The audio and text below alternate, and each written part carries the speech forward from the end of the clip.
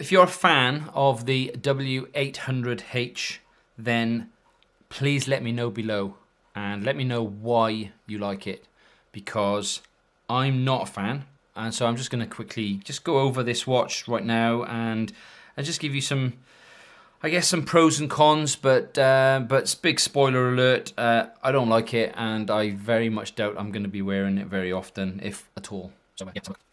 I bought this on Facebook last week as a pair, £15 for the both of them. I am a big fan of the AE1200.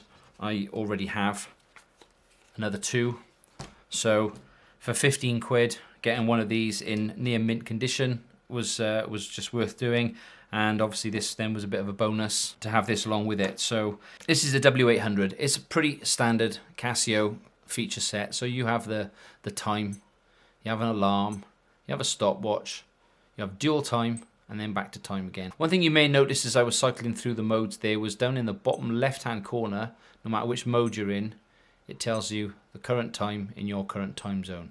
So that's kind of a bonus. So if you're on the stopwatch and you're doing some timing, perhaps out running or wherever, down in this bottom corner you can always keep an eye on the actual time. So that's not a bad thing. I know a lot of people like the fact that this has got a nice big screen on it and lots of information. Personally, I'm not liking it. I don't need to know that it's 2021. I don't need to know that it's May. Thursday, that's nice. The alarm settings, that's nice. But something like the 218H, my favorite really from Casio, tells me the time, and it tells me it's Thursday the 27th. I don't really need much more than that, quite honestly. Obviously, as I've just mentioned, when you go to different modes, you do lose the time. So that's a plus for this one, no doubt about it. But functionality is one thing. The way it feels on my wrist is really where I have the problem, and how it looks. So a nice big screen, can't really get away from that bonus. If you like all of that extra information, I'm not really too bothered about it, if I'm honest with you. Problem with this extra screen is all that extra information just clutters it up a little bit. With something like the Casio Royale, yes, you've got a big screen, you've got lots of information, but I think the rest of this actually adds to it as aesthetic and looks, rather than this just seems to be cluttered up with data.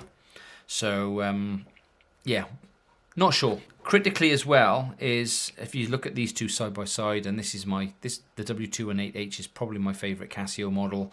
The width, you got this much bigger screen here, but the actual width of the watch is much narrower. So the 218H, 42mm.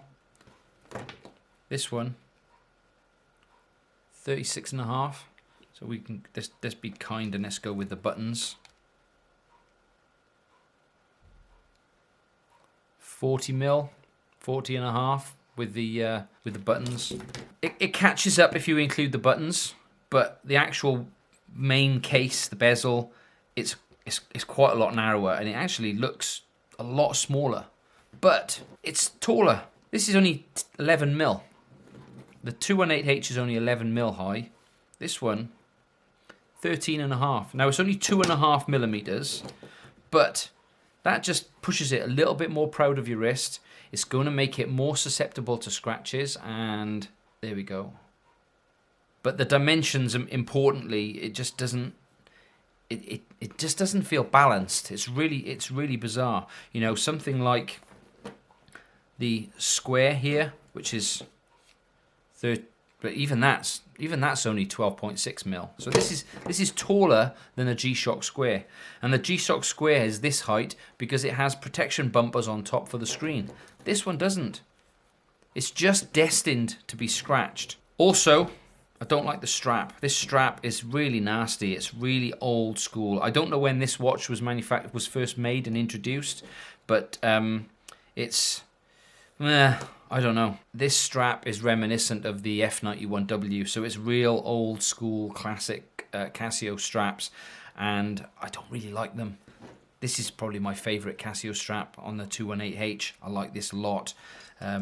Even better than the one that comes on the Royale. So this is a little bit more chunky than that one. So whenever I get the chance, I actually fit this strap to watches. So a bit underwhelmed, really. If you like this, let me know below why, and let me know what I can do to it, perhaps to learn to like it. I'm probably going to try a different strap just to see how it feels, but I don't think I'm ever going to be able to get away from the fact that it's so tall compared to how narrow it is. Anyway, there you go. If you like this sort of content, I wouldn't watch this video, then please subscribe, leave some comments below, and yeah, I'll see you in another video soon.